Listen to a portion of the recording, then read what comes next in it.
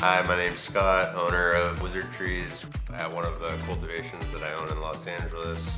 Yeah, we're here to talk about, some of the things that we're running genetic-wise, nutrients and lighting.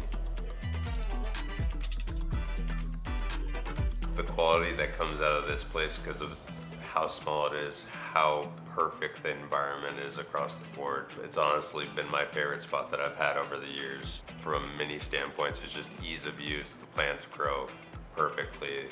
It's the best smoking weed comes out of this facility. Usually I like to have smaller rooms.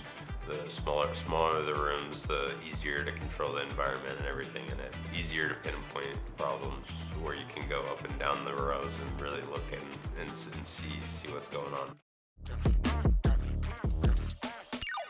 Main reason I like HGV, the yields, the flavor, everything on the flower is amazing. Every time I've tried a different nutrient line, it's just not up to par with Wizard Tree standards, really. The flavor and terp profiles off of our flower is the main thing that we need over yields in general. I've never been one to go off of yields when we're selecting strains. It's obviously a plus, but the terpiest strains usually don't have the best yield. With Bavid under canopy lights, we've seen a 30 to 50% increase on yields in the first 2 rounds. That's just been a huge plus to our company, running strains that don't normally yield as much. Strains that usually yield under 2 pounds a light hit 3.1 a light and 3.3 a light. And since those are medium-sized plants, they don't stretch very much. They're stacked from top to bottom with frosty, colorful purple weed of sellable material. So it's a 50% increase of what we're used to. So this is the British light right here with 2 weeks left of flower. You can see down here just how much bigger these are. Really. Now with having under canopy and having much higher yields on these strains, we can go out and select other strains that usually we wouldn't put in because it doesn't yield high enough. And we can go after things because of under canopy getting an extra 30 to 50% increase on certain strains. Just in general, we can select things that we usually wouldn't put into production. Now we can run a lot of different things. So this is week 5 of flower right now, and you can see how with the under canopy lights, how everything's stacking more than it usually would. We've been leaving a lot more flower on the bottom of the plant. It's been strain dependent, but a lot of everything that we've left on has been usable, jarable flower to sell in dispensaries.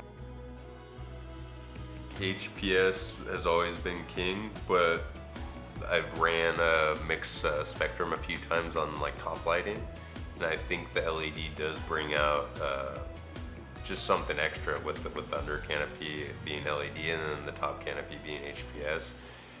The plants overall, it's not just the bottoms, the overall plant just blows up.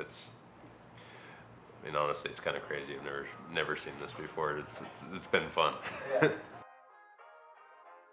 Usually when we're going through these pheno hunts, we'll go through and we'll look at the nicest structured plants. Then go through, start rubbing the stems on the plants. If there's terps coming off of the leaves on the butt near the buds, go through and start smelling things. I always try and start marking certain plants early, 3 weeks into flower, certain things that catch my eye. I'll mark with a tag in the room where it's hey, this is something that caught my eye, keep an eye on it through flower. With the genetics company, we're able to see people grow our genetics worldwide, and these strains have been blowing up all over the place, all over the world. So it's fun to see that process. But now, on the genetics side, it takes 4 months to make the seeds. It takes 12 months to basically go through a pheno hunt before you kind of start to select something, and then about another 6 months to get something fully into production. So you're looking at a year and a half, 2 years before you get a finished product of something that you've selected. So it's fun, but it's time consuming, and we have a good system in place right now to constantly have new stuff coming. RS11 was one of the plants that I scoped out in week 3, and it had perfect bud structure. already started to smell crazy, had like a crazy Sherby Skittles nose. Now our RS11 turned out to be one of the keeper phenos that we selected in week 3 of flower. Usually never turns out to be the winner or the keeper, but this one actually all the way through from week 3 on, it met every piece of criteria that I have to be a keeper. Last year at Cannabis, we said we had 50 packs of seeds. As we were getting to the booth the first day on Friday, I'm trying to walk through to get in, and there's already like a huge rush at the booth, and people look like they were about to fight me because I'm trying to get into the booth. I was like, hey man, I'm the owner of the company, let me in, and they're like, oh shit, that's Wizard Trees. So I mean that was probably the coolest one where like we had a small drop of it.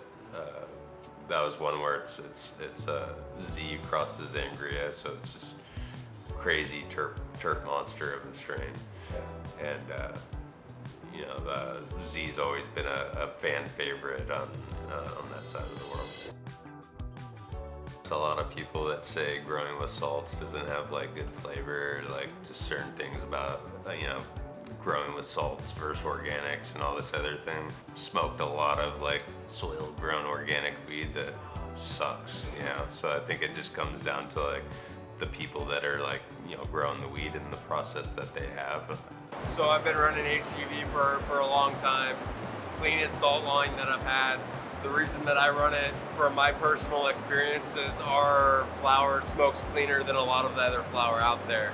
And every time I've tried another salt line or any other nutrient, it just doesn't have the same smoke to it. It doesn't have the same flavor. It doesn't have any of what we're looking for in Wizard Trees, really. I feel like our genetics have made it all over the world. I think that was something that helped launch the genetics, really, because we already had a huge name with certain strains that we've ran over the years. I think a big thing that helped launch the genetics company was us releasing the RS11 clone. We did a huge clone drop with Seed Junkie, Dio Farms, and Doja.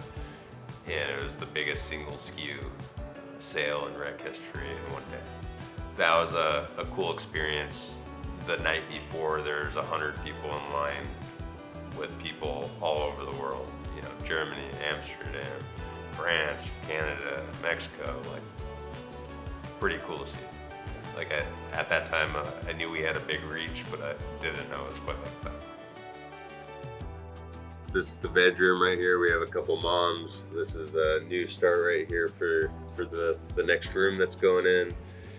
We have some backups of different phenotypes that we're hoarding in here right now to currently wait till that room comes down so we can, you know, go through and smoke those and then see which ones to keep and which ones to kill.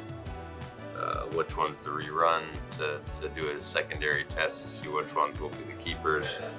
We have some seedlings in here that we're testing for the next genetic lines that we're going to be releasing. This is where it all starts in here. So right now, honestly, we've been doing all feminized seeds, so we're just reversing everything, crossing it to each other. I have pop seeds that we've had in the vault and played around with it a few times, but it's just led down to the same road of finding like the same things that we've been finding with just doing reversals, not finding anything like spectacularly different. Something that I always did starting out was always just doing too much. I think find something that works for you that's simple and don't look too far into it. If you find your system that works for you, run it. My goal with the Wizard Trees in the future has always been to expand the genetics and try and grow the best flower all over the world. We're building a spot right now in New York. We have deals in Pennsylvania, Arizona. We have our grows here in California, deal in Florida, Israel. My partner in New York, we're looking at building something in Portugal right now to supply the EU market. So honestly, it's been fun to just see all the new markets come online across the world.